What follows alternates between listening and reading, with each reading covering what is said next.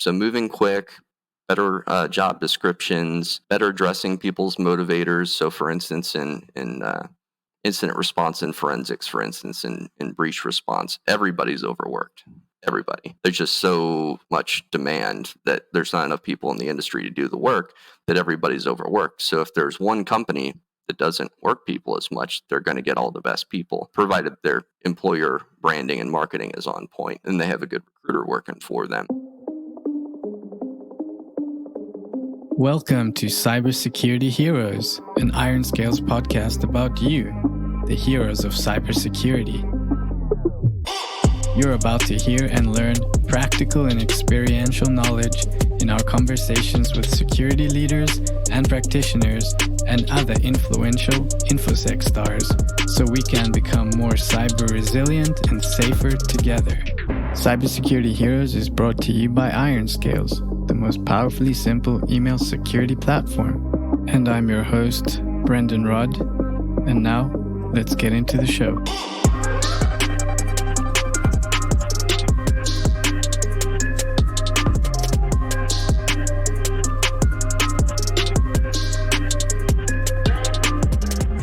Hey Pete, welcome to the show. Thank you much.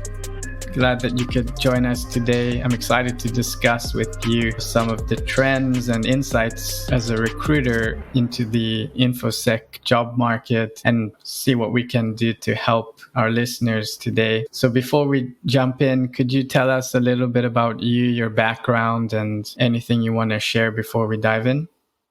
Sure. Appreciate it. Yeah, I've been recruiting in the security space for over 7 years now. I've been on both the corporate side, working for a consulting firm, as well as working for an agency back when I began my career. And now I'm running my own security-specific recruiting agency. So I've been around the block, so to speak, on both sides of the fence. And I have certainly seen a lot of best practices and poor practices for recruiting in this space. And I think really recruiting in security is its own animal. There's a lot of parallels that are drawn between security recruiting and IT recruiting, but really I've noticed since I've done both that security recruiting really has its own set of challenges and its own set of candidates that have their own expectations. So it's that drawing that line in the sand, I think, is important to be a specialist security recruiter and to have folks that specialize in this industry because it is sort of its own thing. So I'd love to open up and set the stage with any kind of post-COVID-19 job market trends that you're seeing.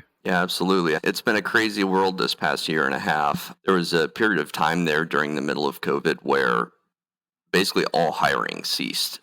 It was the strangest thing. I had nothing to work on for 3 or 4 months. And as a recruiter, that's concerning if you don't have the way to make money. But then shortly thereafter, I think, even before all the lockdowns and everything were lifted, people started to realize that, hey, we have to continue business or we're not going to be able to keep the doors open. So especially for a lot of more tech-oriented careers in business, I think once they got adapted to the new normal, whatever you want to call it, working remotely and things like that, things started picking back up. And for the last, I would say, 6 months or so, it's the busiest job market that I've ever seen in my career in recruiting for the last 8 years. It's pretty crazy out there right now. There's a lot of companies now that they're having to justify their purchases of new office buildings and things, which I think that's driving people away from some of the large banks and large corporations that have invested in that infrastructure. And because they've gotten spoiled during COVID working from home, they've realized what's important to them and their family, having more time at home, not spending 3 hours in traffic every day.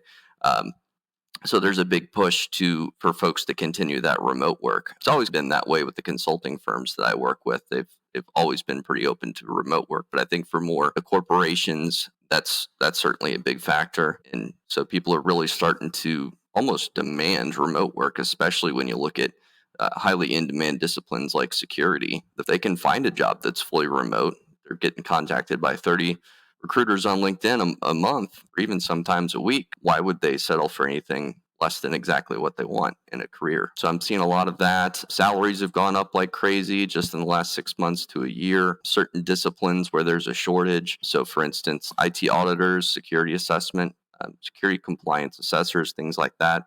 A lot of their clients at these consulting firms, they put everything on hold during the pandemic, they didn't want to spend any money because they didn't know how their businesses were going to fare. But now that they're getting back to business as usual, they have to meet their compliance mandates. So that's driving a lot of hiring at the consulting firms, and they're all hiring like crazy. Like every single consulting firm I've talked to or I've seen hiring on LinkedIn, they're all hiring, and they're all hiring the same skill set. It's a zero-sum game where, especially consulting firms, they really only want to hire away from other consulting firms. So I'm a big proponent of adding more capacity to the system. We need to get more people into the industry and figure out ways for folks to make those inroads, because right now there's thousands, hundreds of thousands of people that are knocking down the door saying, hey, let us in. And they're just not getting the opportunity. Nobody wants to hire and train. They just want to hire and have somebody hit the ground running. And that's the only type of person that folks will hire. So you hear a lot about a talent shortage.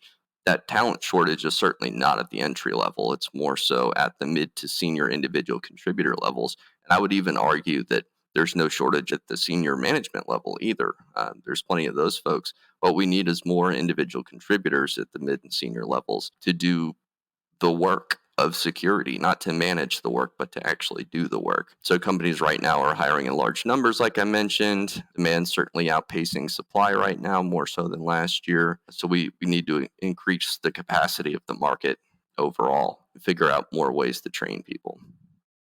Yeah, I would love to dive deeper into a few of the points that you just went through. So the first one you talked about, remote work is becoming more expected now. So would you say there is a segment of the workforce like Generation Z versus millennials and even, the baby boomers where it's more important? Or would you say it's across the board, everybody wants to work remotely? And obviously, there are exceptions to every rule. So within a given generation, there's going to be folks that prefer working in an office. And so I see that a lot too. People are really looking forward to more hybrid models where they have the choice and they have that flexibility. I think flexibility is the key. Some folks just loathe driving into an office. And I could tell you that I wouldn't do it anymore. I've been working remote for like 5-6 years, I think, at this point. I would never go back to commuting every day. But I would say certainly I think the boomers are more open to that driving into an office every day because that's what they're used to. Same thing with Gen X, even us millennials. I think everybody talks about millennials as if they're Gen Z, but they're not. Millennials my age were buying houses and having kids, and we're almost 40. Whereas I think Gen Z, they're digital natives. They grow up with more of an expectation, I think, of remote work. Millennials are more, it's nice to have, and I'll certainly seek that out, but I don't necessarily demand it as much as maybe Gen Z. And then Gen X and boomers, I would say they're, of all of the generations, more open to in office work. But everybody across the board has, I think, really been spoiled in some sense by the pandemic, and they see the value in remote work for sure.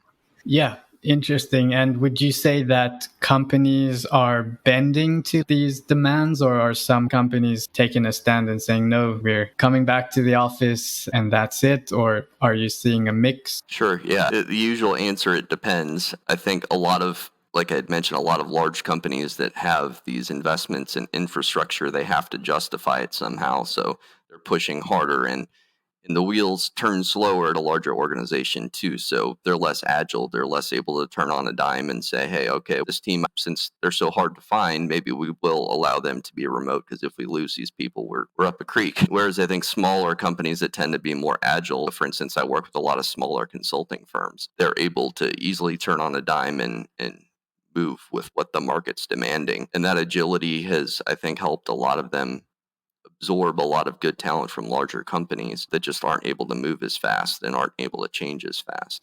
And would you say that a lot of your clientele is also mixed across the board in terms of Gen X, the baby boomers, millennials? Because it would be interesting to know like which of those, based on the CEO's generation, how they set forth the company policy.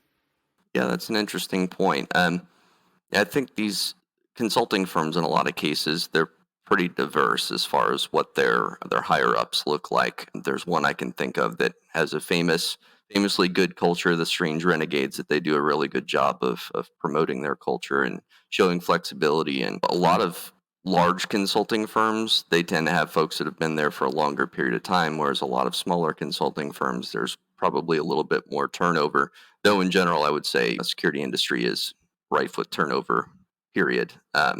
End of sentence. But and I think the companies that are smartest are realizing that it's important to hold on to people just as it is to recruit new people for your growth. And it's getting really expensive to replace people right now. But generationally, I think nobody's the same. People are individuals, so it just depends on the person. I talk to people a lot about their motivators, and I would say really the top three would be remote work, would be salary or compensation, and flexibility. Those are all up there. And then better title, things like that are secondary too. I was going to follow up with that and another question. So you mentioned a couple points there. Other than what you mentioned, what else from your conversation with candidates is important to them? Any trends that have changed? Yeah, and it depends on the person again, but there's some things that stick out as they tend to be pretty prolific. So common one is obviously compensation. That can come in many forms too, by the way. It's not always salary. It could be stock or bonuses or some sort of incentive comp. Work-life balance is a big one. People, they're starting to realize that, hey, I'm overworked at this company and I'm getting 30 messages a week. Might see what else is out there. Maybe there's a way for me to decrease my workload a little bit. Better title, especially in large accounting firms, consulting firms with linear career paths. There's very much okay, well, I'm going to go spend my 2 years in this role, then get promoted, then spend 2 years in that role, then get promoted. And it's very linear, whereas a lot of smaller firms, there's more moving around, more cross-functional type of work that they can do. Some people like that variety. Some people like to have a very specific job and just knock it out and do that day after day. At the end of the day, though, the candidate kind of has the say. It's a candidate's market right now. So many people hiring. If they get approached with something that looks better, they're going to make that move. With the pandemic, there is some uncertainty, though. I had a guy actually turn down an interview today after he had already started the process. And the reason being was that he's not sure how the Delta variant's going to uh, shake out. But I think a lot of folks are that's maybe an exception to the rule. But yeah, better title, better work-life balance, better compensation. Basically, nobody wants to feel like they're taking a step back in their career. So I have some clients that they're upset when somebody doesn't accept an offer. And I say, if you look at the offer, it's the exact same job as what they're doing now. It's the same salary, similar benefits package. So what's the real incentive to uproot your life and change positions in companies? And it's a big risk to take without some tangible benefit. So if you look at it objectively like that, which I think you should as a hiring manager, at the end of the day, it's a big decision. It's not just an emotional decision. It's also an objective decision. And a lot of the folks I talk to are super smart. So they break it down by pros and cons and make little lists and figure out how much it's going to cost them in healthcare premiums every month and stuff like that. So all those things come into play. But as a recruiter, I spent a lot of my time trying to make sure that people are getting a good step up. I'm not a fan of trying to hard sell somebody on an opportunity that just doesn't make sense. I spend more of my time trying to find the right people that a position would be the right step up for them in some way. You mentioned you focus more on the mid-level placements. Yep, that'd be fair. Yeah, mid to senior individual contributors, because that's where I see the majority of the demand at. We have some recruiting firms that specialize in executive search and they only work with executives. I'd say I'm more at the mid to senior level. It's pretty rare that a client will hire me to find them like a junior SOC analyst or something like that, because they could post a position and get 300 applicants. And granted, maybe 2 of them would be qualified, but they'd get a bunch of applicants. Generally, we as recruiters, external recruiters anyway, we're brought in when there's a particularly tough search or tough technical skill set that maybe their internal recruiters don't necessarily understand. Gotcha. We have some interesting questions that I would like to run through with you that we've discussed previously. So starting with solutions for hiring managers from recruiters. As a recruiter, what do you wish every hiring manager knew? And we may have touched on some of these points before, but I'm sure you have plenty to say all in all. Oh, yeah. Yeah. One of them is that folks really need to feel like there's a step up in their career when they're making a career change. I would say another one is that these folks have a lot of options. If you realize that, you need to, in some cases, make some concessions to get the right people on board, whether that's stretching the salary a little bit or maybe making an exception as far as benefits if your corporate policy is 10 PTO days, which is way below market. Little stuff like that. Making sure that you're at least meeting bare minimum expectations of salary, but providing some sort of step up. I've always been interested in candidate motivators, and I think it's called the hygiene theory, where they talk about pay as a hygiene factor. If it's not there, then it's a problem, but it's not like a big motivator for somebody to perform at a higher level. Whereas more of the self-actualization in Maslow's terms, where you're interested in the work, you're passionate about it, it keeps you intellectually challenged, things like that, will increase your productivity. So all of those little intangibles come into it. And a lot of times these folks think about these things very logically like that. Some other things that I wish every hiring manager knew: for a lot of disciplines, there's just very few people that do that type of work. And at some point, you may need to stretch the requirements a little bit, or you're just not going to find people. And having a position open for 6 or 12 months, that costs you a lot of money, as well as impacts your security posture, because you just don't have enough good people. So sometimes it's better to make a concession, hire somebody that's maybe not 10 out of 10 in technical skills, and then train them on those remaining few items that they're missing. And you can probably train that person up a lot faster than if you were to wait 6 or 12 months to get somebody on board. Maybe just stop focusing on that perfect match, because no such thing exists. And people are people, and they have differing skill sets, and it's pretty unlikely that you'll find a perfect candidate somewhere. Yeah, that was going to be my next question. What are some common problems with recruiting and hiring processes, and how would you suggest fixing them? So you obviously mentioned that one, but I'm sure you have others. Yeah, so being realistic, I think, with job descriptions is a big one. I hear a lot on LinkedIn about how people are looking for a CISSP with 5 years of experience for an entry-level role, and obviously that's just ridiculous. If you have that, you're going to get very few people applying. For second off, it sets the wrong image for your company and your employer brand out there, because it's not a realistic requirement. Too long hiring processes are another big one. And I know at larger organizations, sometimes it's just a function of just being a large company. Once you hit a certain size, there's some red tape that comes along with that. But I see a lot of these smaller companies, smaller consulting firms, snapping up a lot of really good people just because they move fast. I've had people that they would interview one day and get an offer the next day. They'd accept within 3 days. The whole hiring process was over in 3 days, which is crazy to think about. But the companies that move that quick are the ones that are getting the best people. Job descriptions, better addressing people's motivators. So, for instance, in incident response and forensics, for instance, in breach response, everybody's overworked.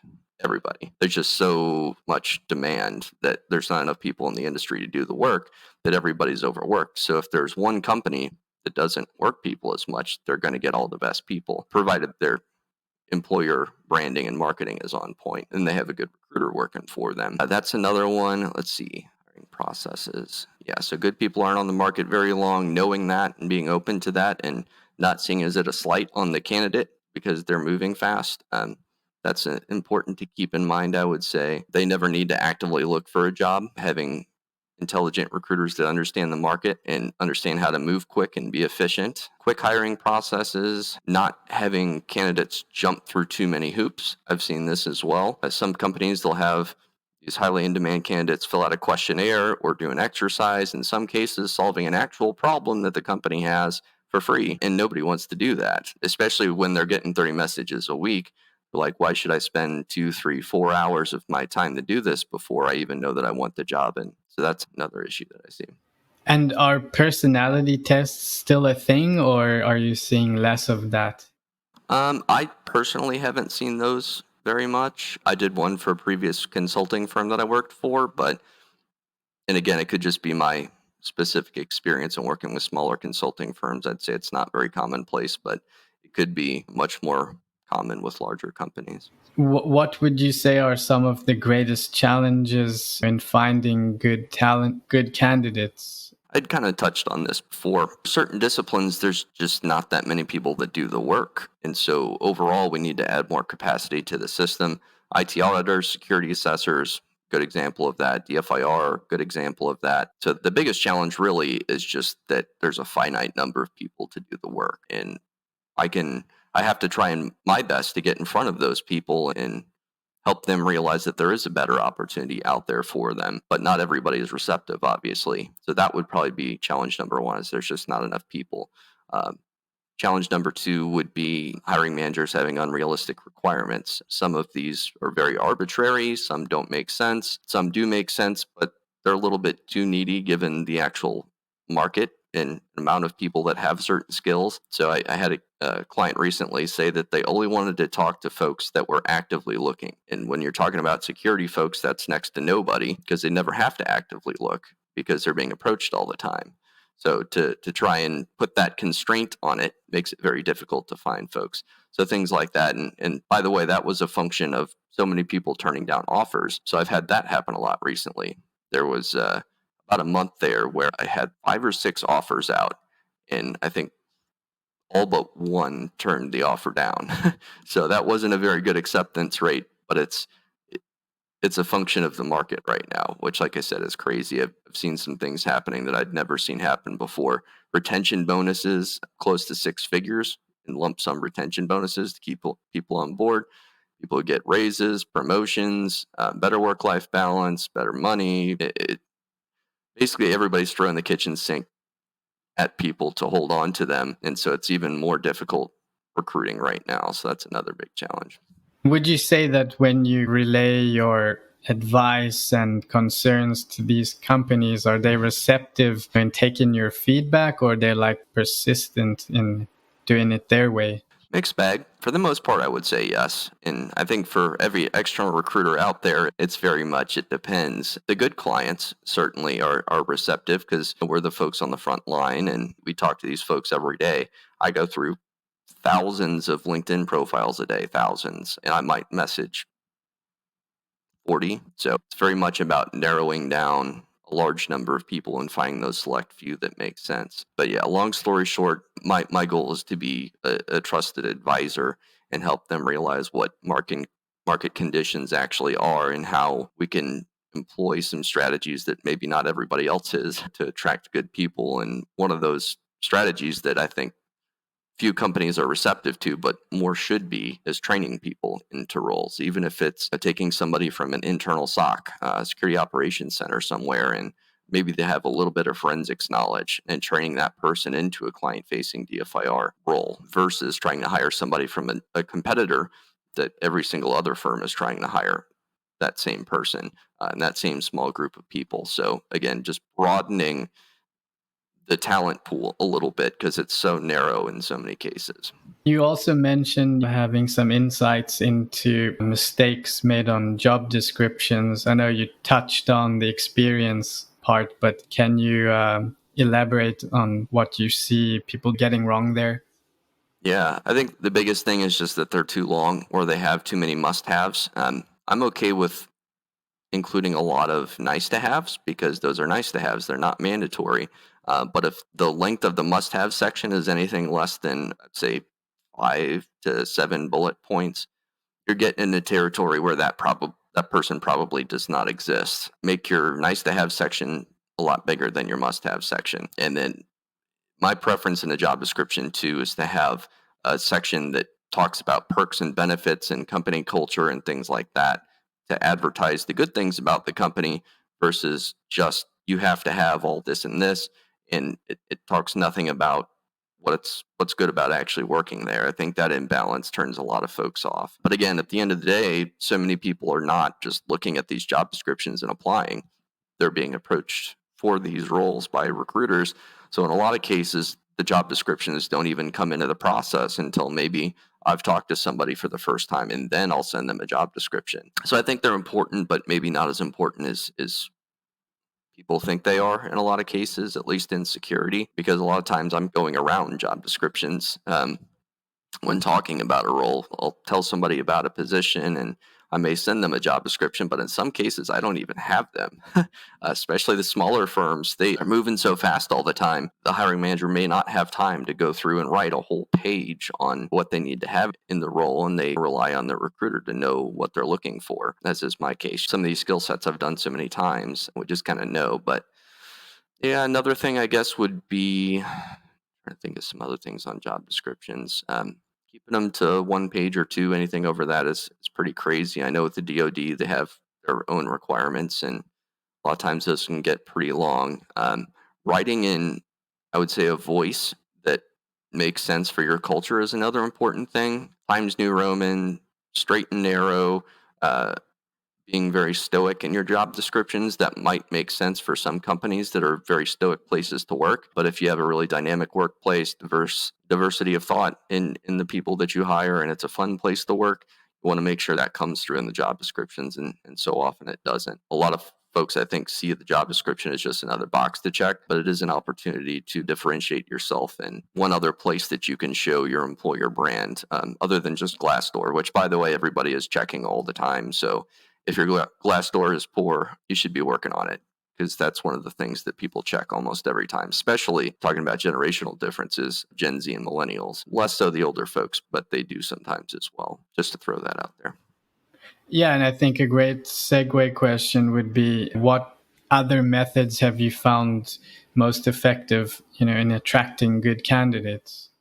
I really kind of live and die by LinkedIn. That's my baby. That's where I spend all my time. And I've gotten so efficient at it that now, like I said, I can go through thousands of candidates a day. And obviously, that's not a lot of time. So I think we're going to talk eventually about what candidates can do to stand out. But I spend a lot of time on LinkedIn asking for referrals. A lot of times I'll find that as a recruiter, if I'm good at what I do, I'll just get referrals naturally, because they're like, wow, this guy actually knows what he's talking about.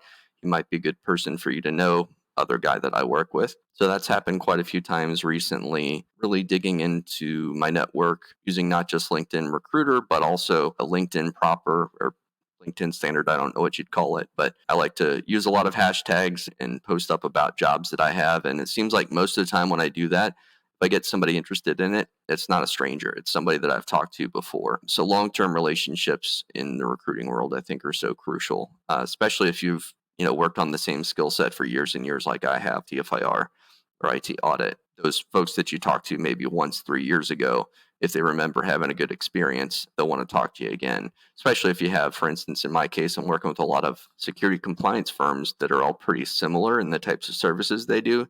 So when you have that ability to reach out to folks with multiple similar jobs at different companies, that helps. So that's a unique, I think, strategy as an external recruiter that I can employ.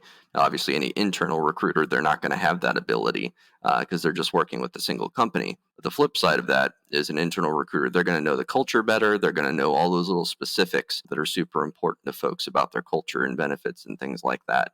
And in my experience, specifics really sell folks when it comes to a job. They don't want to go in with a bunch of uncertainty and unanswered questions. They really want to know as much as they can. Using specifics is a big way, I think, for us to attract good people. Would you say that there are certain skill sets that are most in demand right now, or like over the last year or so?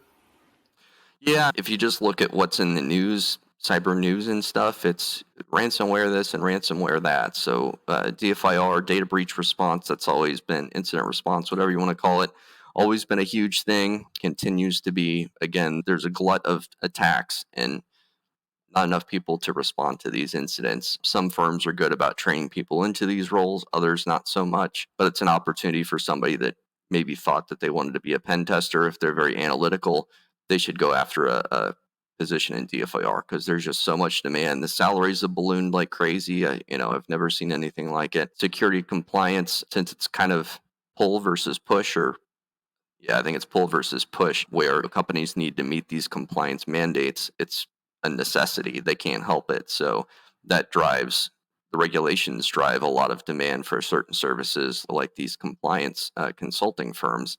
And there's a lot of opportunity there. I'm a big advocate in general for folks working for a consulting firm, especially early in their career, or an MSSP, whatever, working, being client facing and working on a variety of projects, because you get more experience that way than you would working, or more varied experience, I should say, than if you were working internal to a company and kind of doing the same thing all day, every day. It helps to see that variety of client environments, and that really helps you expand your skills quickly. And I assume you would bucket like MSSPs into that vast array of skills and exposure to multiple scenarios and opportunities. Yeah, and working at an MSSP or a consulting firm early in your career is a way to build knowledge that you can use anywhere. So a lot of folks will go work for consulting firms for a few years, get burnt out, and then go corporate. In the public accounting world, they call it industry. For other security-specific consulting firms, they might not call it industry, but it's the same concept, basically going from consulting and working with clients to more of an internal role somewhere. So that's a path that a lot of folks take, and it's a way for them to advance their responsibilities and their pay very quickly. So it's always something that I think you should do early on if you can. So last question as we wrap up the first section of the show, solutions for hiring managers. What is one thing you wish every hiring manager knew when it comes to recruiting, as a way to tie a bow on the first section? Sure. I guess another thing would be that there's a difference between good recruiters and bad recruiters. We're not all the same. And I know as a profession, we get kind of a bad rap. There's a lot of ghosting that goes on. There's a lot of folks that don't know what they're looking for, what they're talking about. And that's pretty apparent when I look at what folks post about on LinkedIn. And I totally get it. There are a lot of bad recruiters out there, but we're not all bad. Some of us have become specialists, and we really understand the terminology. We know what you're looking for before you say it, because chances are we've worked on a similar role or we've worked with a similar company. So give us a chance, I would say. Yeah, maybe you want to spend 30 more seconds just pointing out some red flags that folks should look out for in bad recruiters. Well, I think the important thing is to ask a lot of questions. And I do as a recruiter, and I think candidates should. I think hiring managers should.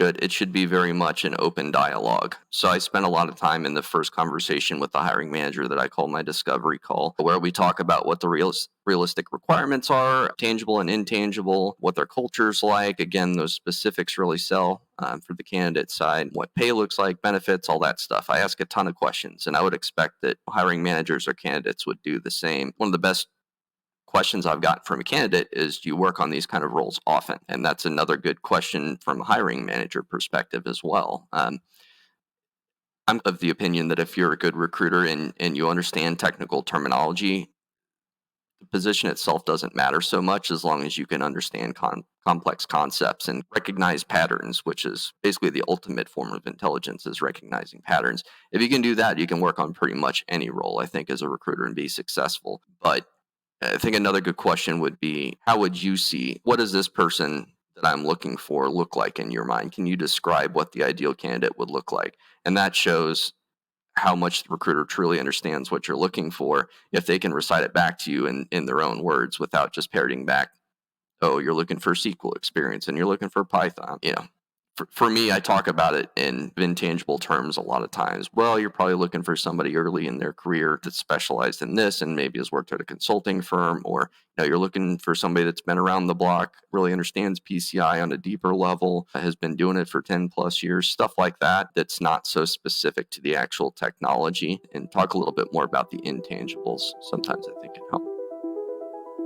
Cybersecurity Heroes is brought to you by IronScales, an AI-powered, self-learning email security platform that helps security professionals proactively prevent, detect, and remediate phishing attacks in a matter of seconds, not hours or days. And we have an exclusive offer for our podcast listeners. Discover dormant phishing threats in your organization's mailboxes. Get a free 90-day scan back with a detailed report. Integrate in seconds with 2 clicks via API to Microsoft Office 365 and see what your current email security is missing. Go to ironscales.com/free scan to learn more. Yeah, awesome. I think that was a great part 1 to the discussion. So part 2, we're going to talk about solutions for job seekers from recruiters. So what are the most important items you look for on a LinkedIn profile or resume? For me, really, and I think most recruiters work off of keywords. For maybe more inexperienced recruiters, they look for more specific singular keywords. For me, I look for more of a feel or a flavor to somebody's resume. I try to read between the lines, again, recognize patterns. Somebody doesn't specifically list a keyword that I'm looking for, I'll look at the context and see if they mention similar terms. And if so, there's a good chance that they're still the person that I'm looking for. Candidates, they don't necessarily know what recruiters are looking for, so they don't know that they need to keyword load their resume, which I'm always a big proponent of. I always say that folks should look at a target job description of their ideal position, and then maybe look at a few different examples of those and figure out what terms are common among all of those job descriptions, and make sure that they include those terms or similar terms in their resume, and try and say one thing as many different ways as you can, because each recruiter might search for different keywords. So you want to include synonyms basically for the same idea in your resume. So I think the more seasoned recruiters like myself, we can kind of read between the lines. But a lot of folks, they're looking for just a singular keyword or a singular job title, and that can be a very narrow thing. So saying it in as many different ways as you can is important. Steady work history is also something that I look for. So many hiring managers, they're very, very risk averse when it comes to losing people. And obviously they should be. It's expensive. It costs about 6 months of somebody's salary to replace them when they leave. So that's not a trivial number, especially when you're talking about security folks that are pretty pricey. Retention is a big thing, and especially when hiring managers are sensitive to it. So I would say if you're on the candidate side, try to spend at least 6 months, but definitely more preferably a year in each role. Otherwise, if you have 3-4 positions in a row that are all 6 months, you're going to be seen as a flight risk. Whether or not that's true, perception is reality. So keep that in mind. I look for experience doing that specific thing that somebody would be doing in their new position. So have they done this before? Most of the time, that's what hiring managers are looking for, is have they done this before? So that's what I look for. But I would argue that, again, somebody can be trained into that role and they might show a lot of potential. But when a hiring manager works with an external recruiter, they're paying us a good amount of money to find somebody. Most of the time, we have to pretty much stick to what they're looking for versus the folks that they might need to train a little bit, even if there is just a small finite amount of people that meet those qualifications. And then career progression, I guess, is another thing that I look for. But did this person get promoted a couple of times in their steady work history? Are they switching around and learning new skill sets and things like that? Or have they, so for instance, in consulting firm terms, is the person a consultant and have they always been a consultant, or have they worked their way up from associate consultant to senior consultant to a lead consultant or supervisor, whatever it may be, depending on the firm. So career progression, especially for folks that are hired into management roles, I think it's good to see that progression, that they've worked their way up. Mm-hmm. And how long do you spend looking at a resume? So when I worked for Kforce back in the day, they drilled it into our heads in our training that we were only to spend between 6 and 10 seconds looking at a resume, or in modern times, a LinkedIn profile. I think that's still true. Every study that I've read says that recruiters only spend 6 to 10 seconds on a resume. So obviously not a lot of time. I know to a non-recruiter that seems ridiculous. There's no way that we could look at your entire career in 6 to 10 seconds. I get that. Unfortunately, recruiting is a numbers game. We're a slave to the numbers. We have to be. If we don't work in volume, at least to some degree, we're not going to be effective. That's why I need to go through thousands of LinkedIn profiles a day. I may only send a few messages because I think it's important to be targeted. But if we're not viewing a lot of people, we can't reach out to a lot of people, which means we can't talk to a lot of people and then therefore get them submitted and get a lot of people hired. So at the end of the day, it's a numbers game. Some recruiters are better than others at looking at the depth and breadth of somebody's career and figuring out what they're all about in a short amount of time. That's why I believe in highly experienced recruiters, and I believe in training them very well. I was fortunate enough to be trained very well, and I've been doing it long enough now to where I can get a lot of information in 6 to 10 seconds, but others not so much. It's not just about how long we spent on the resume. It's also important on the candidate side to attract our attention to the right areas of their resume, that they're looking to highlight. So there's studies out there where they've looked at recruiters' eye movement and how they track information on a page. And they came out with these heat maps that show where the recruiter's eyes go. We spend the majority of our time right at the top of the page. We'll look at summary briefly, then we'll look at education, then go right down to experience. And education including certification, especially in security. But then we go right down to experience. And that's where we spend the majority of our time, probably 4 of those 6 seconds, say. Just looking at experience. Has this person been doing it for 5+ years like the job description says? Have my case been working at a consulting firm for a number of years. So that's where we spend the majority of our time. A lot of folks get caught up in putting a lot of stuff at the top of the resume that sounds good, but we don't read a lot of it. We focus on what the requirements are. And so we quickly have to scan, all right, do they have the certifications? Yes. Do they have the education? Yes. And then we go straight down to experience and spend the majority of our time there. So hopefully that helps somebody.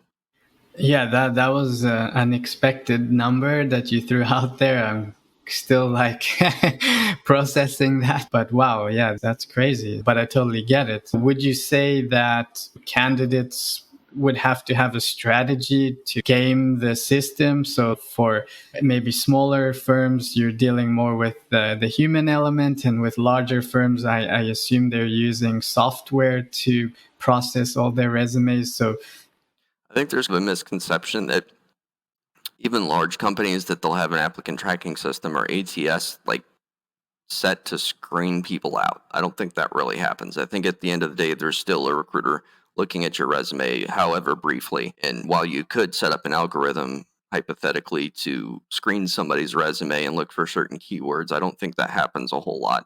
What you will sometimes see is you'll have some functionality in the ATS that'll say, ask the person to answer these questions. I think Indeed does this. Are you a U.S. citizen? Do you have at least 2 years of experience doing X, Y, and Z? I think if you say no to all of those, or even one of those, in a lot of cases, you will get auto-rejected. But that would be like the exception. I think most of the time, there's actually somebody looking at your resume, unless you're applicant number 500 out of 500, and maybe the recruiter only looked at the first 10 because they found somebody that was a fit in the first 10 applicants. I'm sure we're going to touch on this here eventually, but yeah, it's applying to positions is, there's a term I want to use, I don't know if I can say it, crapshoot, but there's probably better strategies to find a new position, and networking is a big one. But I guess to game the system as best you can, you just want to make sure that there's those keywords in there that a recruiter can easily find the information that they're looking for, and make sure to tell folks, and I do career advice calls with folks all the time pro bono, and tell them, try and make it so where your resume or your LinkedIn profile is super easy to read. There's not a bunch of fancy formatting that can look nice, but it can also be too much. You just want that information front and center, easy to read, no crazy fonts, no too small font. Make sure there's spaces between everything, so that it's actually easy to read, because that's the most important thing when you only have 6 seconds to capture somebody's attention. You need to make sure it's all in the right place, first off, and second off, that it's easy to read once they get there. what are some common mistakes that candidates make? I kind of touched on that there, but yeah, too small a font, that's one I see a lot, especially with folks that are later in their career. They've been always told, try and keep it to one page or as few pages as you possibly can. So they try and cram everything, super small font on the first or second page. And it's just, you can't encapsulate all of your career in a small amount of space, even with smaller font. It works against you. So being more selective about what information you include, I think, is important. Have a different version of your resume for a few different types of jobs that you're going for, or a few different types of companies, same kind of job, but different types of companies. You could have one that's more financial services oriented, or tech company oriented, stuff like that, where you can tailor the resume a little bit more to the job at hand. Some people will tell you to have a different resume for every job that you apply to, or every company that you go for. That's pretty ridiculous. I don't know who could possibly do that and have enough time to hit any sort of volume, in doing that. At the same time, it's a mistake too to apply to 300 positions and then just rapid fire and wonder why you're not getting any response back. There's a balance there for sure. Other mistakes, people try to get too creative with the formatting. I've seen crazy fonts, crazy colors. I think putting your picture on your resume is still a mistake. Some folks do that. Some folks would recommend you do. I think it invites the possibility of discrimination. It's probably not a good idea. It doesn't apply to the position that you're applying for. It doesn't really affect it in any way. At the end of the day, if you have the skills and the keywords and everything that they're looking for, that shouldn't matter. Other mistakes. Being too short. So some folks will have a really long career, and again, they'll only have a one-page resume. At the end of the day, as a recruiter, the way we search, we use a Boolean search string, or at least I do, I think newer recruiters probably don't anymore. They probably just look for job titles, or something like that. But I use complex Boolean search strings, so I'm looking for a different combination of keywords on everybody's resume.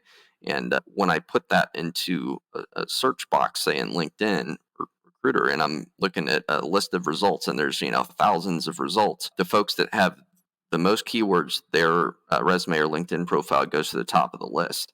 So the more keywords you can have in your resume, easier it is for you to get found. And a lot of recruiters, they may not get to the 2000th result. They may only search the first 50, get somebody higher in the first 50 results. So those first 50 people are the ones getting all the contacts from recruiters all the time because they have more keywords in the resume. So the longer it is, the more keywords you can include. There's also a balancing act too, since we're only spending 6 to 10 seconds. We can't possibly read through 10 pages of resume. So again, it's about taking the information that you think a recruiter is going to want to see, knowing what that is, and including that up front and center so it's easy to read.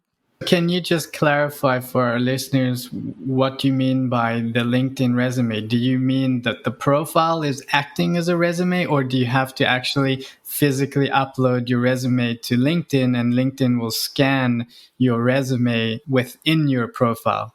LinkedIn acting as a resume. I mean, it's really the modern resume is what it is. I understand that a lot of folks don't want to include a lot of technology as a security professional that they work with on a daily basis that is a security concern. So a lot of times I'll have to read between the lines as a recruiter. I might see that somebody is a security consultant at Mandiant, and that's all I have to go on. I might not have any information about their skills or tools they work with or anything else like that. And I might just have to take the chance that they're in the right group there. If you want to be found, though, it's important to have as many keywords as you possibly can. If you're actively looking for a job and you want to get found, make sure that open to new opportunities or whatever they call it now is turned on, and include as many different job titles as you can that might apply to the position that you're interested in. So if you're looking for a SOC analyst role, you would want to do security operations analyst, SOC analyst, security analyst. Just find a bunch of different ways, synonyms to say the same thing, again, because every recruiter might say it differently or think of it differently. So synonyms, again, becoming super important. Keyword loading your LinkedIn profile just like you would your resume. I don't even use any job boards because most security people aren't on job boards. They're either on LinkedIn or they're not.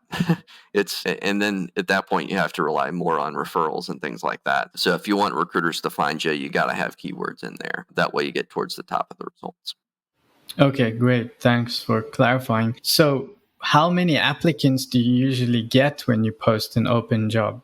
I don't really post jobs. I'll post them on my own website. I have an applicant tracking system called Crelate, and then it populates that frame with jobs on my website. But I don't really bother, and then it will post it, I think, to some job boards. But it's really rare that I'll get an applicant that looks good, and I don't get many applicants because I don't really push it. I don't, boost the results or anything like that. A lot of larger companies, especially corporations, they do post jobs, and you can see if you go on LinkedIn and you look at the jobs, how many people have applied. In some cases, it's 500 or 1,000 or 2,000 applicants for a popular job at like Google or Nike or something. That's insane to me. There's no way that the recruiters can get through all those results. In a perfect world, they would at least one-click reject people, but I know that doesn't happen all the time because I see people on LinkedIn all the time complaining about, I applied to 200 jobs and I got ghosted by all 200, And I think part of that happens because recruiters are just not incentivized to get back to people. They're incentivized to make placements. So it's fundamental way that recruiters are trained that's I think to blame in most cases. They're incentivized to make placements. They're always tracked on their numbers. Again, it's a numbers game. So when I worked at a large corporate staffing firm, I had to call so many people every day. I had to call 50 outbound dials a day. I had to submit like 6 resumes a day. No, I had to talk to 6 people a day and then submit at least 1 or 2 people every day, their resumes. So that kind of volume, it's impossible to get and still maintain a high quality service and do everything that you're supposed to be doing and get back to everybody. It's just not possible. It's the way it's designed. Keep that in mind as somebody who's looking for a job or is considering a job. The other end, recruiters they have a lot to do, and it's hard to keep track of it all. It's hard to stay organized. I think what makes a good recruiter, one of the big things is organization, because you have so many balls that you're juggling. You got to be able to get back to people and keep track of it all. But yeah. And I guess you should not take it personally if you don't get a rejection response, or even like a personal response as to why you didn't cut it. There's just no incentive for that, from what I understand. Yeah, it's just because they don't get bonuses based on how many people they get back to. They get bonuses based on how many people they get hired. So yeah, I mean, it's easy for me to say don't take it personally. I've been a job seeker myself. I got super frustrated at it, especially in 2008 when I graduated with my bachelor's. I was looking for jobs, and I did just that. I applied to hundreds of jobs and never got any responses. So I know how frustrating it can be. I guess one little intangible that I always tell folks is make sure you stay positive. I know it's so hard when you're getting all these rejection emails and you just seem to not be making any traction, and the world's looking rough. I get it. I've been there. But especially on LinkedIn, I see it all the time. Folks that have been struggling to find a job and break into the security field, get a security operations role, their first one, they'll start to get super negative on LinkedIn. And everybody can see everything that you post or comment on LinkedIn. So it's important to stay positive when you're world facing and internet facing, and not let that frustration show through. Because at the end of the day, hiring managers, they want to hire positive, motivated people. And if you're negative and down on yourself, it's less likely to happen. So that's something I always struggled with. So I know folks are hearing this saying, well, it's easy for you to say. I get it. Like I said, I've been there. And if you have to vent, go do your bitching on Twitter. Yeah, you're probably less likely to get seen by recruiters there, but there's quite a few of my competitors that are on there. Well, yeah. Reddit, even the thing about Reddit is you have hiring managers on there quite a bit, like on NetSec. So that's actually one of my recommendations for applying to jobs, is on the hiring thread there. But at least you can remain anonymous on Reddit and just get it off your chest, and then back to business. Yeah, then you got a screen name between you and retribution, so to speak. So that's good. So speaking about noise, what can candidates do to break through the noise? I think the hardest thing is getting somebody on the phone when you're looking for a job or considering a new job. The hardest thing is just talking to somebody. And 9 times out of 10, once you can talk to somebody and they like you, they'll advocate for you throughout the process. Even if it's just the first recruiter you talk to, like me, or an internal recruiter somewhere, that's 99% of the battle. It's just talking to somebody.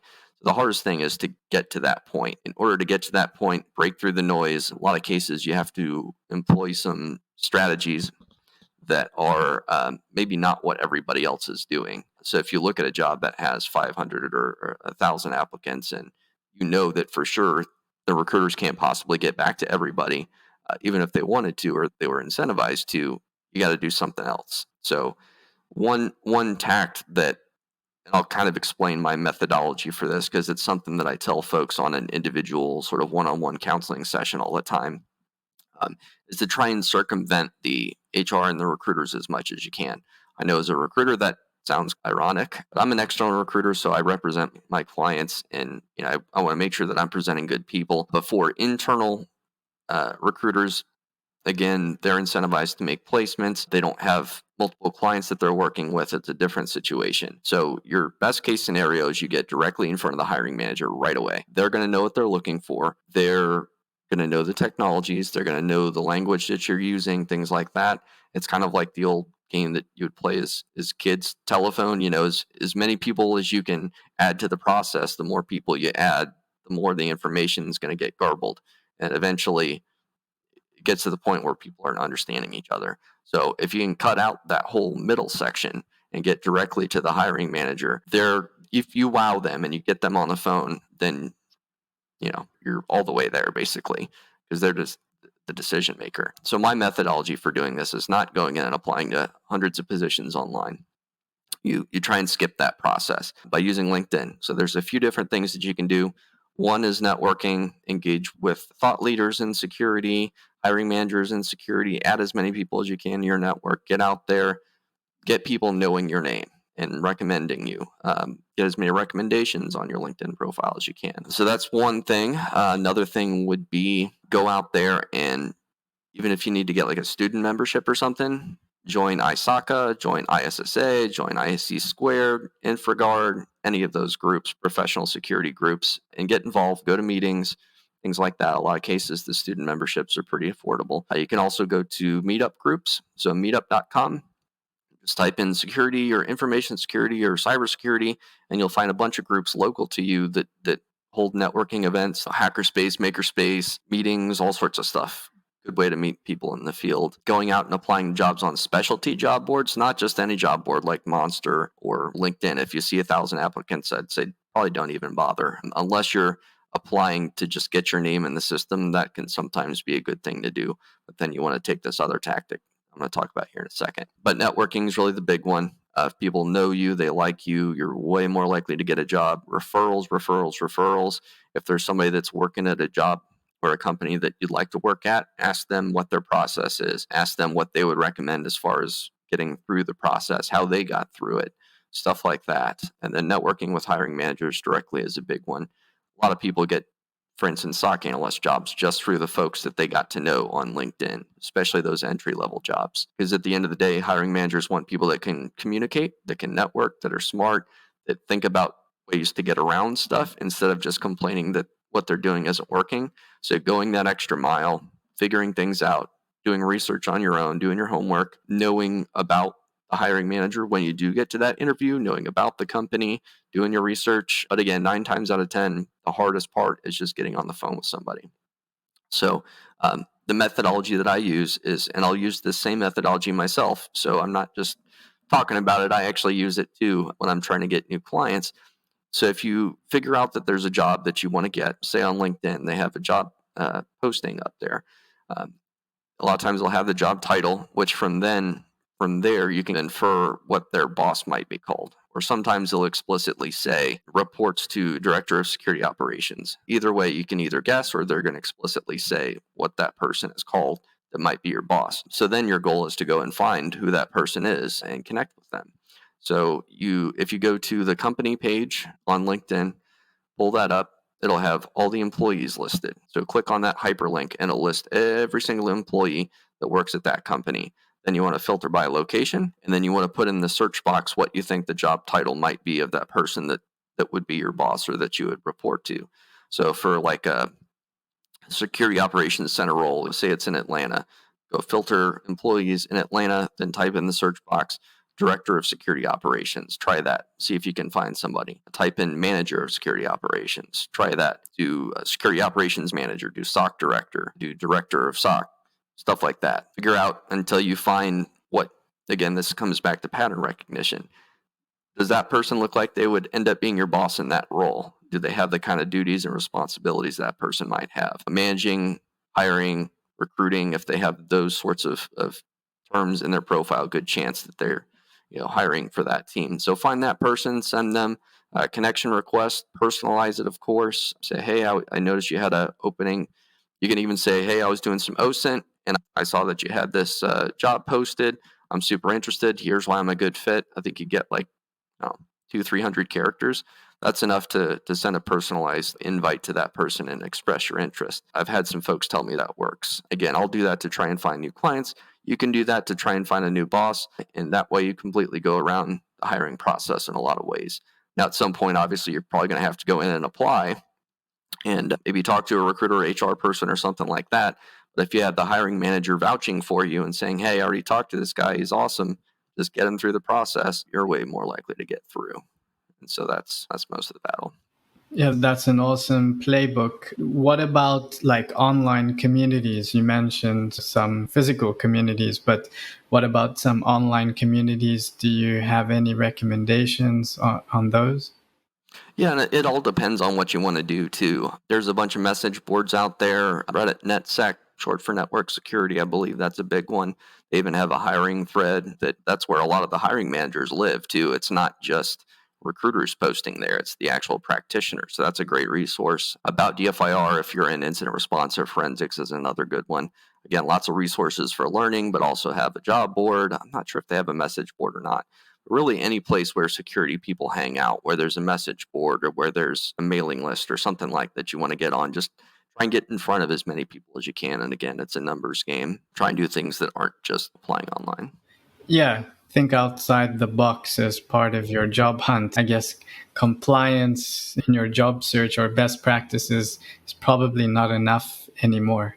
Right. Yeah. I mean, it's easy to say, well, I applied to 200 positions, I'm doing what I should be, but I think you really need to think about, do I actually want a job, or do I just want to think that I'm doing what I'm supposed to be doing? At the end of the day, you need to figure out what your motivators are and what's important to you. In some cases, staying put may be the best option, honestly, but especially if you're looking to break into the field or you think you really despise certain things about your job, it's important to really think about what you need to do to get in front of the right people. And then obviously a little selfish here, but I would say anybody that specializes in security recruitment is a good person to know. Myself, there's a couple of folks that they're competitors of mine, but I respect greatly. Chris Rides, Kris, Rides, Rides. He's a good one. Joe Hudson, good buddy of mine. We've done some presentations together. He's over at HuntSource. There's Carl Sharman up there, I believe is in New York. So over at Stott and May, there's CyberSN. There's a bunch of us security-specific recruiters that this is all we do all day. We know the big players. We know what companies are looking for.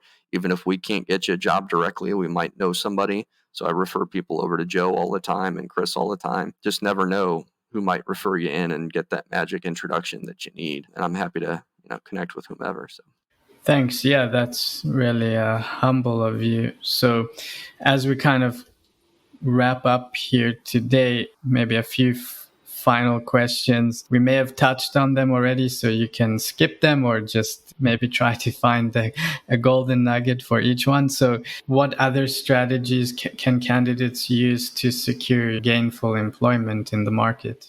One other thing I didn't mention is conferences. I know B-Sides is pretty affordable. You can volunteer there actually and still go. Actually, I tried to do that as a volunteer for the Resume Village, but yeah, little stuff like that. Just any way that, again, you can meet people in person or via video call works too. In person's always probably best, but video call is good too. I recently did, I guess it was last year, I did a networking event, just like 6 o'clock for an hour or something. And it was more of a technology oriented happy hour type thing. And it wasn't necessarily all security people, but they were people just introducing themselves and making connections. And there are a couple of people that after the call ended up getting together and referring each other stuff. So little stuff like that, you never know what's going to work. It's usually those personal relationships versus being a nameless face out there. It's a lot easier, I think, to get respect and interest from people if they see your face and they can interact with you and they understand your emotions and know that you're a good communicator and all that stuff. So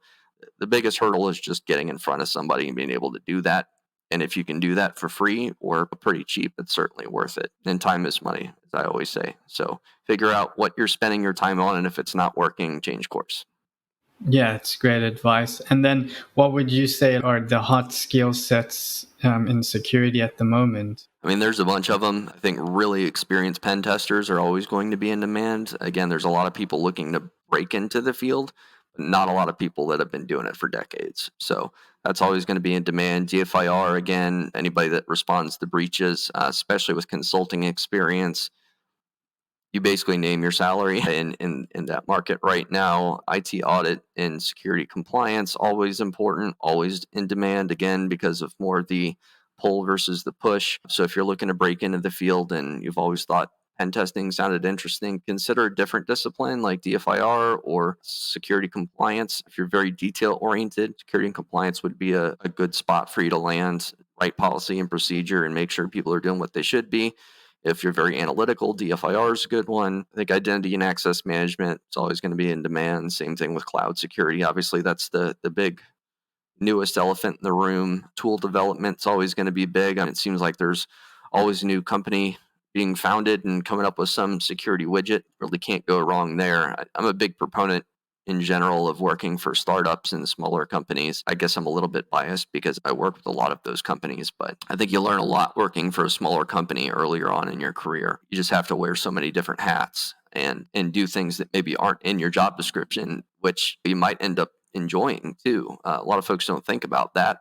A lot of people think about it as, well, that's not my job description, I shouldn't have to do it. I see it as an opportunity to get your hands on different things and do different, contribute value in different ways. So guess that's another comment. Yeah, I would just maybe end off with saying, understand who you are as a person, what environment would fit you. There is this saying of wearing too many hats can cause burnout, but perhaps in your earlier career, toughen up a little bit. You just got into the industry. You can suck it up for 6 months or a year, get that crash course, you learn as much as you can, and then reassess things after a year. Like, is this really for me? Or, hey, I learned a lot. Now I really know what I enjoy and what I don't enjoy.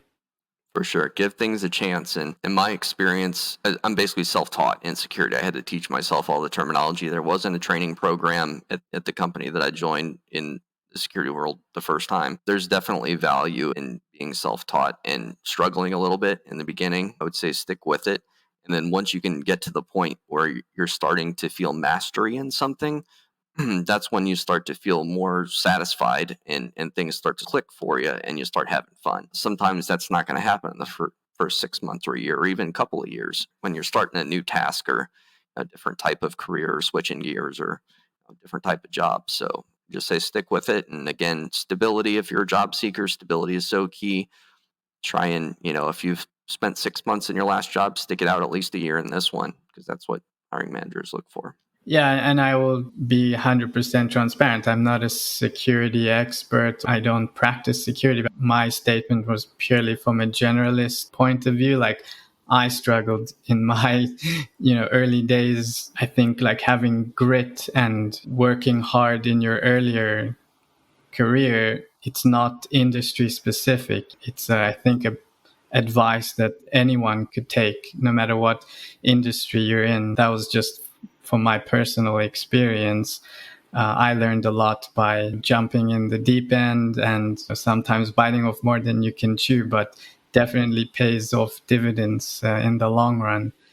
So, Pete, with having said all that, is there anything you want to end off with? Do you think we missed anything? No, I think it's a great discussion. I would just say for anybody who's more curious about what the market's like right now, or you want to talk about your career progression or where you're going or need some guidance, just hit me up on LinkedIn. Pete and then Strouse, Strouse, MBA, PHR should be able to find me. I have a lot of connections, so I'm sure you can find me.